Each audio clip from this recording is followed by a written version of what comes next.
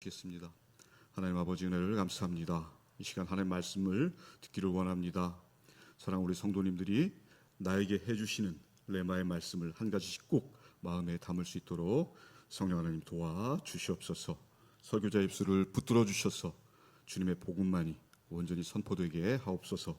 감사합니다. 사랑합니다. 예수님의 이름으로 기도드립니다. 아멘. 2008년도에 온 국민을 충격에 빠뜨린 일이 있었습니다. 바로 금강산 관광을 갔던 한 남측 관광객이 북한군의 총격에 의해서 목숨을 잃은 사건입니다.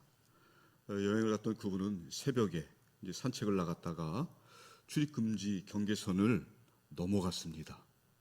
사전에 안전교육도 받았고 또 경고 표지판도 있었지만 그 경계선을 넘어선 것입니다. 설마 무슨 일이 있겠어?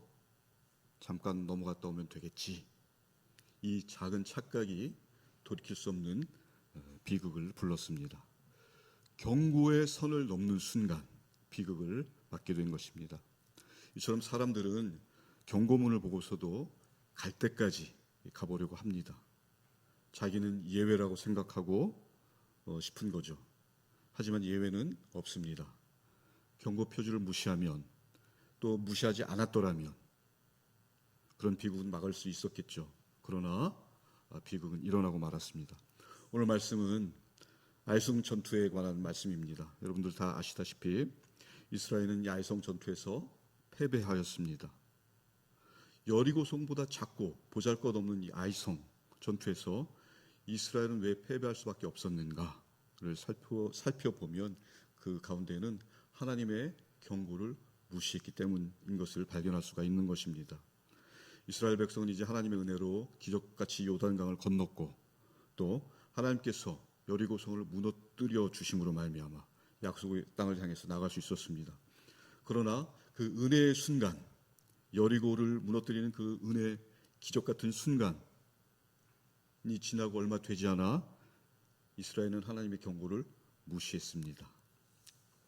여리고성 전투에서 획득한 물건들, 전리품들을 탐내고 은닉했죠.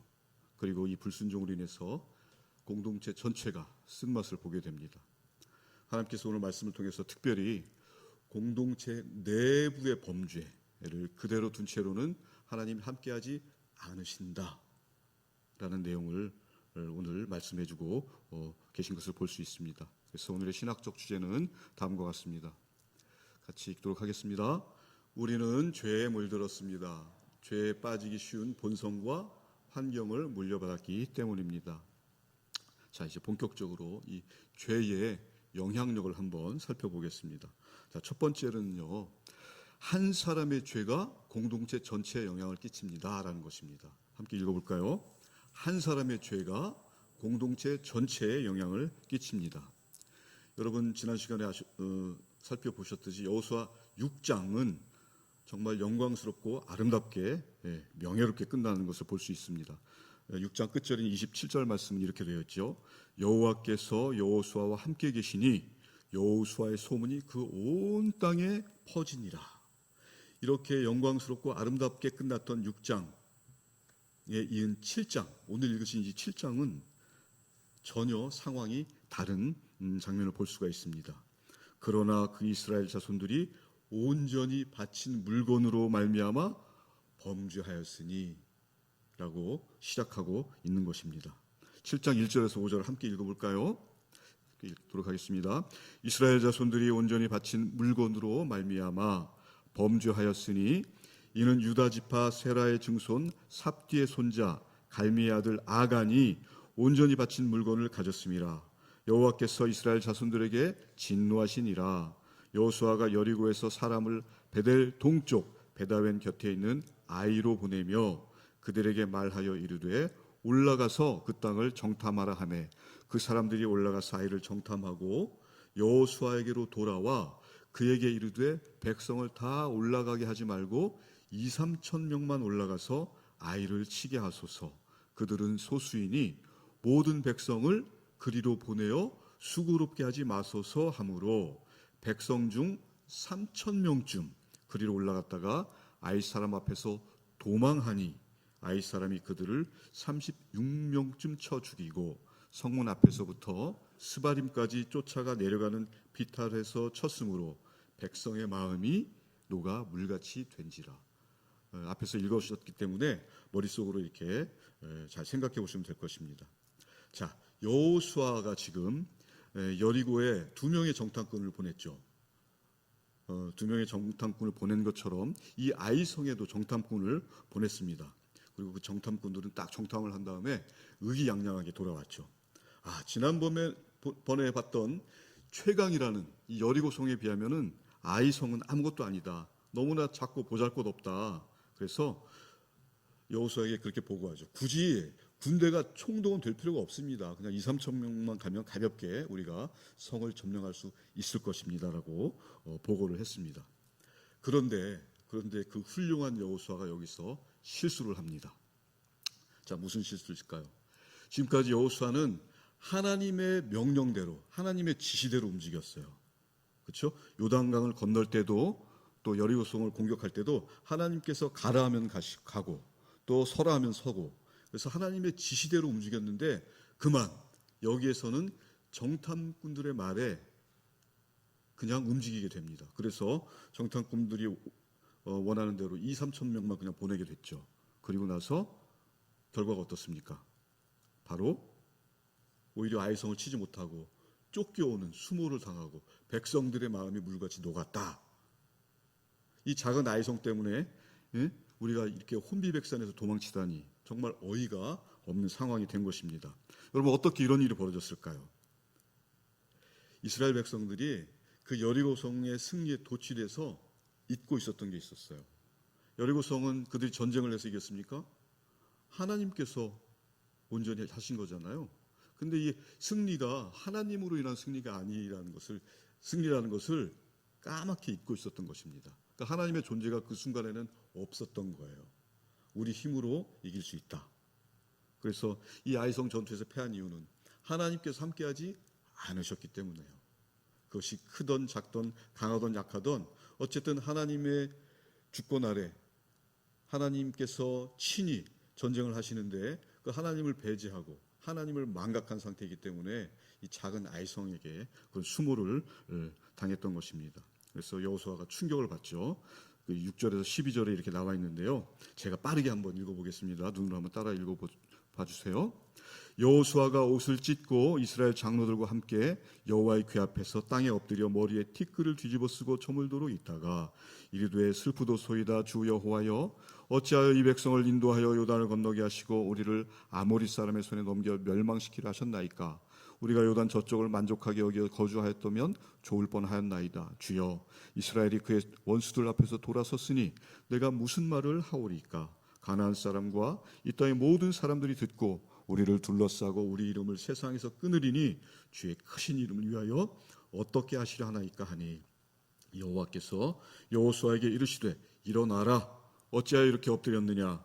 이스라엘이 범죄하여 내가 그들에게 명령한 나의 언약을 어겼으며 또한 그들이 온전히 바친 물건을 가져가고 도둑질하며 속이고 그것을 그들의 물건들 가운데에 두었느니라. 그러므로 이스라엘 자손들이 그들의 원수 앞에 능히 맞서지 못하고 그 앞에서 돌아섰나니 이는 그들도 온전히 바친 것이 됨이라. 그 온전히 바친 물건을 너희 중에서 멸하지 아니하면 내가 다시는 너희와 함께 있지 아니하리라. 하나님께서 그들이 깨닫지 못하는 죄를 이렇게 친히 말씀해 주시고 계시는 것입니다. 이런 충격적인 소식을 접한 여호수아 옷을 찢고 죄를 뒤집어 쓰고 회개하죠. 하나님께 기도합니다.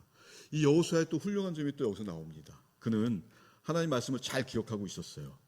하나님께서 여호수아에게 말씀하셨죠. 여호수아 1장 3절과 5절에 보시면 하나님께서 내가 모세에게 말한 바와 같이 너희 발바닥으로 밟는 모든 땅을 너에게 주었노니 네 평생에 대적할 자가 없다라고 분명히 하나님께서 1장에서 말씀하셨기 때문에 그 순간 여호수아는 하나님 말씀을 붙들었던 거예요. 말씀을 기억하고 그 말씀을 붙잡고 하나님께 이스라엘을 대표로 나아가서 기도하게 된 것입니다. 여기서 여호수아의 위대한 점이 또 나오는 것입니다. 그런데 사실 이스라엘의 패배는 한 사람 때문에 벌어진 거잖아요. 이 아간이라는 사람의 그 탈취물을 자신의 장막 바닥에 묻어놓고, 그렇죠?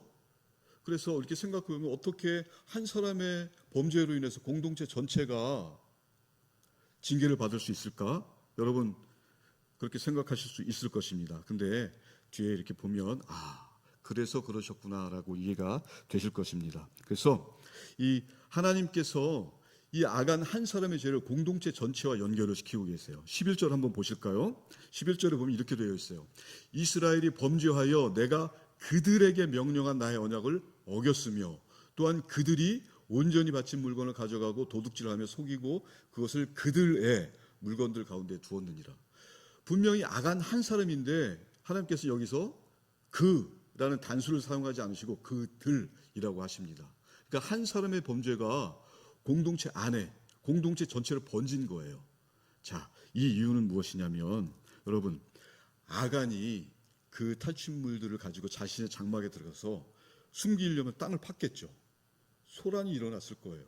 아간의 가족들도 있었을 것이고 또 부하들이나 주변에 사람들이 있었을 것인데 과연 그 사람들 몰래 아간이 이렇게 이 탈취물들을 혼자서 조용히 아무도 모르게 묻을 수 있었을까요? 거기에는 공동체 내부에 용인이 있었던 것입니다. 하나님께서 그걸 보시는 거죠. 그래서 아간 한 사람의 죄가 아니고 그것을 묵인하고 눈 감아 줬던 너희 모든 죄다라고 하나님께서 지금 지적을 하고 계시는 것입니다. 여러분, 하나님께서 이렇게 한 사람 때문에 공동체 전체를 벌하신다. 여러분 어떻게 생각하세요? 하나님 좀 너무하시네, 그런 마음 안 드세요? 여러분들 얼굴 이렇게 뵈니까 그런 마음이 있으신 것 같은데 아닌 척 하시는 것 같아요. 자, 그런데 한번 들어보세요. 여러분, 아간 한 사람의 죄를 공동체 전체에 물으셨잖아요. 한 사람의 범죄가 전체 공동체의 죄. 그러면 여러분 라합 아시죠? 기생 라합. 그 기생 라합 한 사람 때문에 가족들이 다 구원받았잖아요. 한 사람의 의로움으로 인해서 가족 전체, 공동체 전체가 또 구원을 받을 수 있는 거예요. 자, 이렇게 생각하니까 우리 하나님께서 공평하신 분이시구나라는 생각 드시지 않습니까? 금강산에서 사고를 당하신 분도 이 한 분 때문에 그때 당시 여러분들 기억하시죠? 남북 관계가 얼마나 경색되고 아찔해지고 사회 혼란이 일어났습니까? 국내 정치 상황도 어려워지고 정말 국론도 분열되고 심각한 문제가 발생했습니다. 한 사람의 일이 아니고 나라 전체 일이 되어버린 것이죠. 이처럼 한 사람의 사건이 공동체 사건으로 비화되는 경우가 있습니다. 꼭 같지는 않습니다, 오늘 본문이. 그러나 하나님께서 아간 한 사람의 죄를 나라 전체의 죄로 보시는 이유가 있습니다. 하나님께서는 수많은 죄 중에서 가장 무겁게 보시는 죄가 뭘까요? 바로 불순종이죠. 이 불순종이 공동체 전체에 퍼져가는 것을 막으시기 위해서 경종을 울리신 거예요. 그렇기 때문에 하나님의 이 징계가 가혹하다라고 생각하시기보다는 이 한 사람을 통해서 이 죄의 영향력으로 말미암아 공동체 전체가 죄로 물들 수 있기 때문에 하나님께서 강력하게 제지를 하신 것이다 라는 것으로 보는 것이 옳습니다.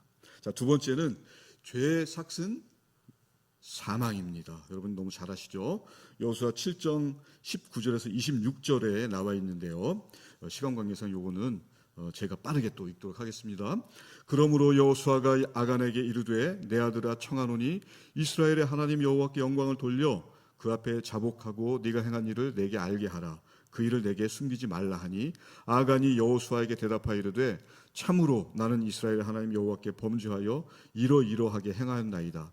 내가 노력한 물건 중에 시날산의 아름다운 외투 한 벌과 은 200세겔과 그 무게가 50세겔 되는 금덩이 하나를 보고 탐내어 가졌나이다. 보소서 이제 그 물건들을 내 장막 가운데 땅 속에 감추었는데 은은 그 밑에 있나이다 하더라.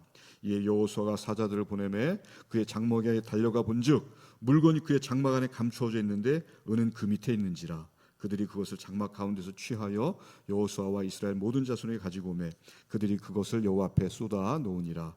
여호수아가 이스라엘 모든 사람과 더불어 세라의 아들 아간을 잡고 그 은과 그 외투와 그 금덩이와 그의 아들들과 그의 딸들과 그의 소들과 그의 나귀들과 그의 양들과 그의 장막과 그에게 속한 모든 것을 이끌고 아골 골짜기로 가서 여호수아가 이르되 네가 어찌하여 우리를 괴롭게 하였느냐 여호와께서 오늘 너를 괴롭게 하시리라 하니 온 이스라엘이 그를 돌로 치고 물건들도 돌로 치고 불사르고 그 위에 돌무더기를 크게 쌓았더니 오늘까지 있더라. 여호와께서 그의 맹렬한 진노를 그치시니 그러므로 그곳 이름을 오늘까지 아골 골짜기라 부르더라. 이 내용은 지금 아간이 자신의 죄를 고백하는 것입니다. 또 무엇을 잘못했는지 분명히 말씀하고 있는데요. 세 가지 특징을 볼 수가 있어요. 첫째, 보고, 탐내고, 취했어요. 이것은 우리 요한일서 말씀에 보면 우리의 육신의 정욕, 또 안목의 정욕, 이생의 자랑에 속하잖아요. 아름다운 외투 한 벌, 또 신할산의 아름다운 외투 한 벌을 받고 은 200세겔, 또 금덩이 하나를 보자 안목의 정욕이 생겼습니다. 그것들을 탐하자 또 육신의 정욕이 발동했고 그것을 마지막으로 취하자. 그것이 이생의 자랑이 된 것입니다. 그 이생의 자랑이 그를 지배해서 죄 가운데에서 벗어날 수 없었던 것이죠. 이렇게 아간은 훔친 보물을 자신의 장막 안에 딱 감춰놓고 있었습니다. 여러분, 죄의 특성은 이렇게 숨거나 숨기거나 하는 것입니다. 아담도 범죄하고 하나님을 피해서 숨었잖아요. 그렇기 때문에 우리가 죄를 지을 때는 우리 또한 죄를 숨기기 위해 애를 쓰게 되는 것이죠. 결국 이스라엘 백성들은 이 아간 때문에 우리가 전쟁에 패했다는 사실을 알게 됐습니다. 그래서 아골 골짜기에서 그들을 징벌하고 또 하나님 말씀을 거역하는 모든 자에게 경고를 삼았습니다. 자, 아간 한 사람 때문에 그의 처자식들 또 모든 소유들 다 잃고 하나님께 벌을 받았죠. 여러분, 이게 끔찍한 형벌이었어요. 그렇지만 이 형벌의 자리에서 하나님께서 소망을 일구십니다. 자, 호세아 2장 14절과 15절 말씀이거든요. 한번 같이 읽기를 원합니다. 그러므로 보라, 내가 그를 타일러 거친 들로 데리고 가서 말로 위로하고 거기서 비로소 그의 포도원을 그에게 주고 아골 골짜기로 소망의 문을 삼아 주리니 그가 거기서 응대하기를 어렸을 때와 애굽 땅에서 올라오던 날과 같이 하리라. 여러분, 방금 아골 골짜기는 어떤 장소예요? 끔찍한 하나님의 징계가 임한 형벌의 장소, 너무나 무섭고 두려운 장소였잖아요. 근데 하나님께서 이 아골 골짜기를 소망의 장소로 만들었어요. 이 아골 골짜기는 의미하는 게 뭡니까? 내 죄는 내가 감당해야 된다. 그렇죠? 이 아골 골짜기는 내가 지은 죄는 반드시 누구도 아닌 내 스스로 내 자신이 감당해야 되는 거예요. 그런데 하나님께서 저와 여러분, 내 죄를 저와 여러분에게 묻지 않으시고 예수님을 보내셨어요. 그 예수님이 이 아골 골짜기의 소망이 되신 거예요. 여러분, 믿어주십니까? 그래서 각자의 죄를 담당해야 되는 이 아골 골짜기가 우리 하나님의 은혜로 말미암아 주 예수 그리스도를 통해서 저희를 대신해서 우리 예수님께서 친히 그 아골 골짜기에 들어오셔서 죄를 짊어지시고 저와 여러분 대신에 형벌을 받으셨던 것입니다. 자, 세 번째는 죄 문제를 해결해야 승리할 수 있다라는 것입니다. 죄 문제를 해결해야 승리합니다. 한번 같이 읽겠습니다.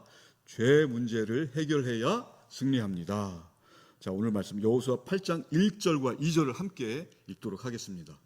여호와께서 여호수아에게 이르시되 두려워하지 말라, 놀라지 말라. 군사를 다 거느리고 일어나 아이로 올라가라. 보라, 내가 아이 왕과 그의 백성과 그의 성읍과 그의 땅을 다 내 손에 넘겨 주었으니 너는 여리고와 그 왕에게 행한 것 같이 아이와 그 왕에게 행하되 오직 거기서 탈취할 물건과 가축은 스스로 가지라. 너는 아이성주의 복병을 둘지니라 하시니.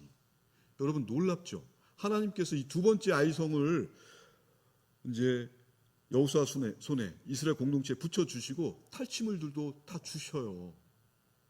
아간이 좀만 참았으면 받을 수 있었는데 조급해서 그는 실패하고 말았습니다.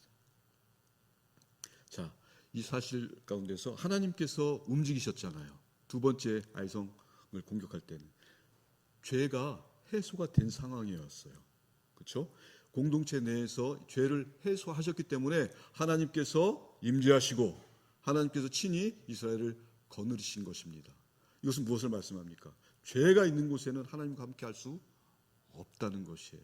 그래서 이스라엘 전체 공동체가 이 자신들의 죄 문제를 해결했을 때 하나님께서 참전하셔서 승리를 안겨주시고 또 이 전리품까지도 선물로 주시는 우리 하나님이신 것입니다. 아간이 너무나 아쉽죠. 아간은 회개할 기회가 있었어요.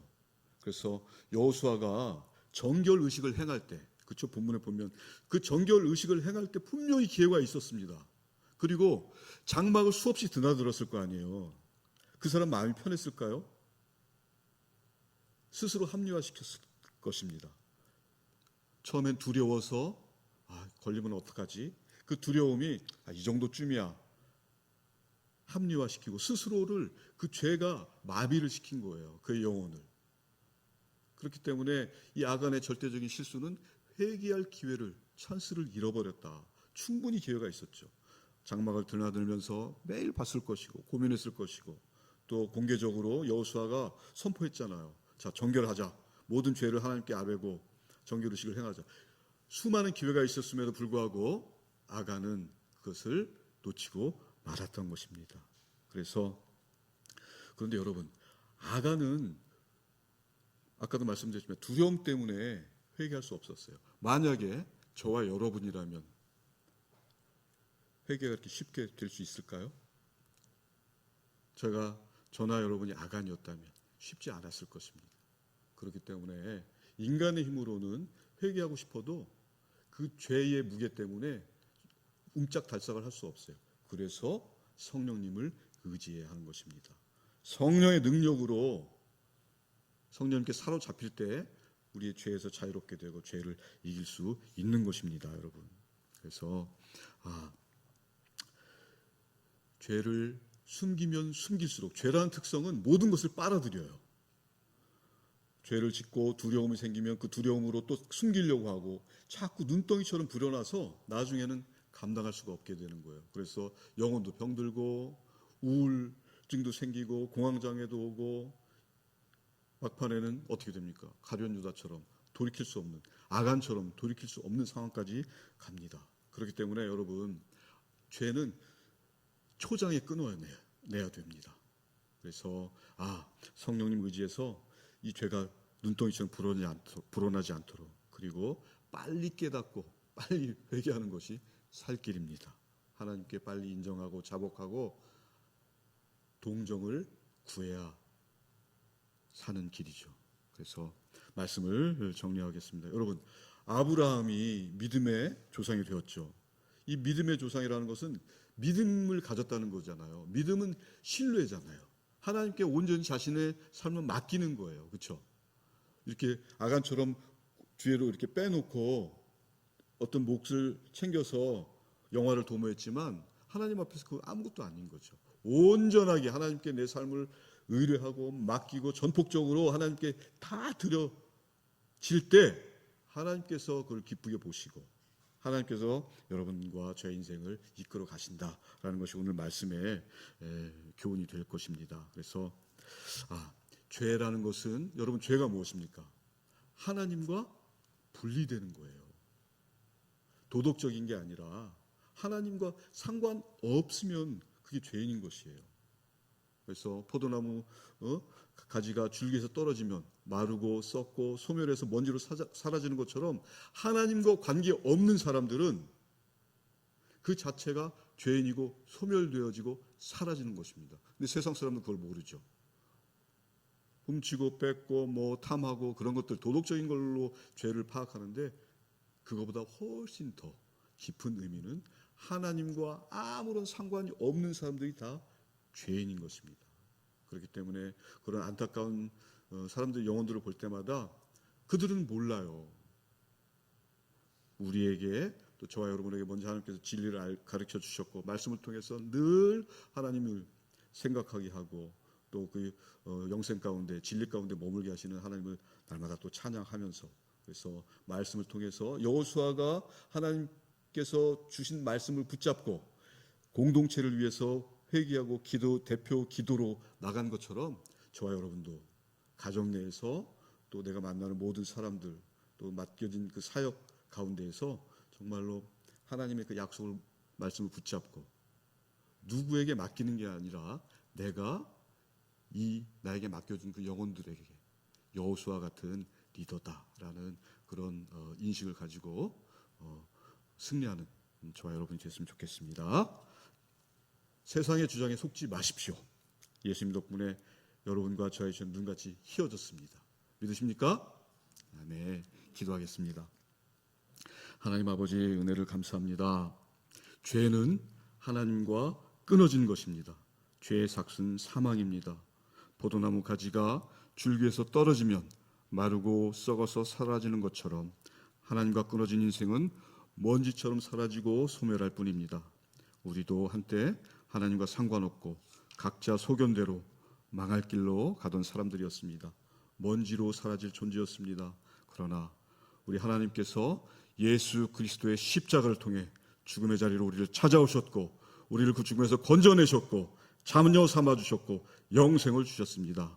우리는 하나님의 독생자 예수 그리스도와 바꾸신 그런 존귀한 존재입니다. 그 존재의 무게를 감당하며 그 지위와 명예와 영광을 인식하며 하나님 자녀다운 삶을 살 수 있도록 성령 하나님 우리 신길동교회 모든 성도님들을 인도하여 주시옵소서. 감사합니다. 사랑합니다. 예수님의 이름으로 기도드립니다. 아멘.